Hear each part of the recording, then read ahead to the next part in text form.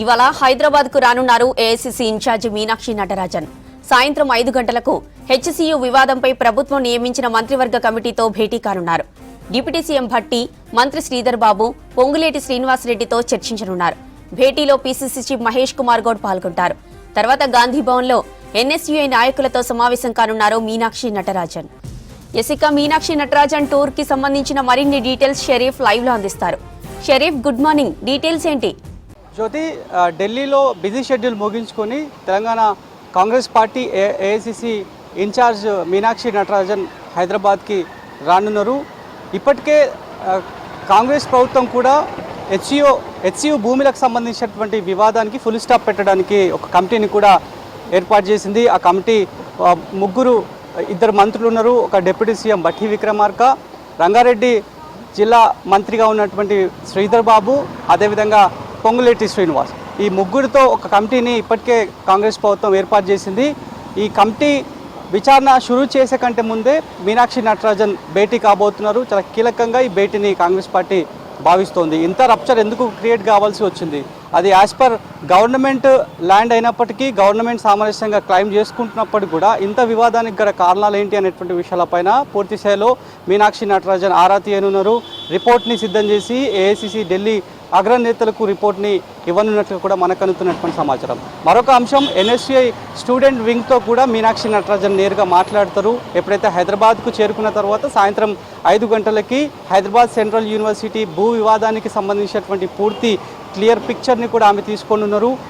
ఎంత మొత్తంలో భూమి ఉంది, ఎంత క్లెయిమ్ చేసేటువంటి అవకాశం ఉంటుంది, వాటికి సంబంధించినటువంటి రూల్స్ అండ్ రెగ్యులేషన్స్ ఏంటి, పర్యావరణం సంబంధించినటువంటి అంశాన్ని స్టూడెంట్స్ వింగ్, అదేవిధంగా బీఆర్ఎస్ బీజేపీకి సంబంధించినటువంటి అనుబంధ విద్యార్థి సంఘాలు ఇంత రప్చర్ క్రియేట్ చేయడానికి గల కారణాలు ఏంటి, ఇంత డ్యామేజ్ చేయడానికి గల కారణాలు ఏంటి అనేటువంటి విషయాలపైన పూర్తి స్థాయిలో ఆరా తీసేటువంటి అవకాశం కనిపిస్తుంది.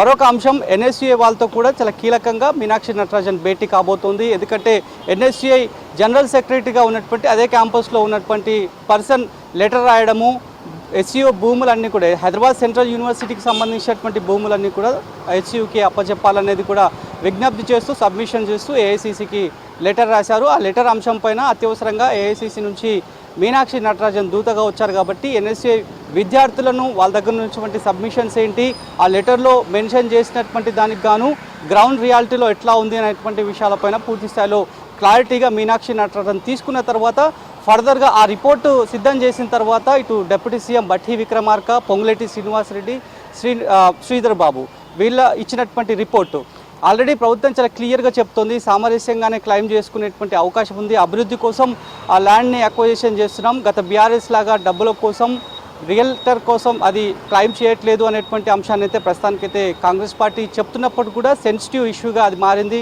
నేషనల్ వైడ్ ఇష్యూగా హెచ్సీయూ భూమికి సంబంధించినటువంటి ఎపిసోడ్ మారింది. కాబట్టి దీనిపైన చాకచక్యంగా ముందుకు వెళ్ళాలనేటువంటి ధోరణితో ఇప్పటికే ప్రభుత్వం ఉంది. అంతకంటే ముందే కమిటీని ఫామ్ చేశారు. ఇక కమిటీ కూడా మీనాక్షి నటరాజన్తో భేటీ అయిన తర్వాత ఎట్లా ముందుకు పోవాలి, మార్గదర్శకాలు ఏంటి, ముందుగా ఎవరిని కన్సల్ట్ అవ్వాలి, ఎవరి సబ్మిషన్స్ ముందుగా స్వీకరించాలి, ఇప్పటికే ఒక ప్రొఫార్మాని కూడా కమిటీ సిద్ధం చేసింది. ఇప్పటికే దీనిపైన సుప్రీంకోర్టు కూడా గైడ్లైన్స్ ఇచ్చింది. ఒక కమిటీని ఏర్పాటు చేయండి, 6 నెలల్లో రిపోర్ట్ని ఇవ్వండి, ఎక్స్పర్ట్ కమిటీ దగ్గర నుంచి సలహాలు సూచనలు తీసుకోండి అనేటువంటి అంశాన్ని కూడా చెప్పారు. సిఎస్కి కూడా క్లియర్ ఇన్స్ట్రక్షన్స్ ఇచ్చినటువంటి సిచ్యువేషన్స్ కూడా ఉన్నాయి. కాబట్టి దీనిపైన ఒక ప్రొఫార్మాని కూడా సిద్ధం చేశారు.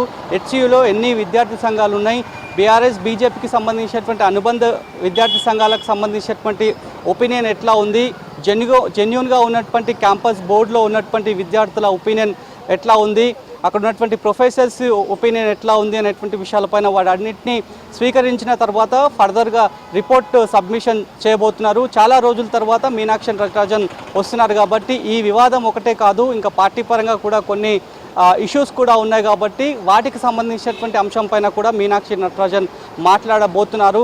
ఖచ్చితంగా మీనాక్షి నటరాజన్తో ఒక ఫుల్ స్టాప్ అయితే ఈ వివాదానికి పడుతుందనేటువంటి ఒక చర్చనైతే పార్టీ సర్క్యూట్లో జరుగుతున్నటువంటి పరిస్థితి. ఎందుకంటే ఇప్పటికే సామరస్యంగా ఒక కమిటీని కూడా ఏర్పాటు చేశాం, ఎవరికి కూడా ఇబ్బంది కలగకుండా ముందుకు వెళ్తామనేటువంటి విషయాన్ని ప్రభుత్వం ఒక స్టాండ్గా చెప్తుంది. కాబట్టి మరి 5 గంటలకి నేరుగా ఇక్కడికి హైదరాబాద్ చేరుకున్న తర్వాత ముందుగా కమిటీతో భేటీ అవుతారు. డిప్యూటీ సీఎం బట్టి విక్రమార్క, పొంగులేటి, మంత్రి శ్రీధర్ బాబుతో భేటీ అయిన ఆ తర్వాత ఎన్ఎస్యూఐకి సంబంధించినటువంటి లేఖ వ్యవహారంలోనే పూర్తి స్థాయిలో వివరాలు తీసుకున్న తర్వాత మీనాక్షి నటరాజన్ మీడియాతో బ్రీఫ్ చేస్తారా లేదా అనేటువంటి అంశం పైన కూడా తెలవాల్సినటువంటి అవసరం ఉంది.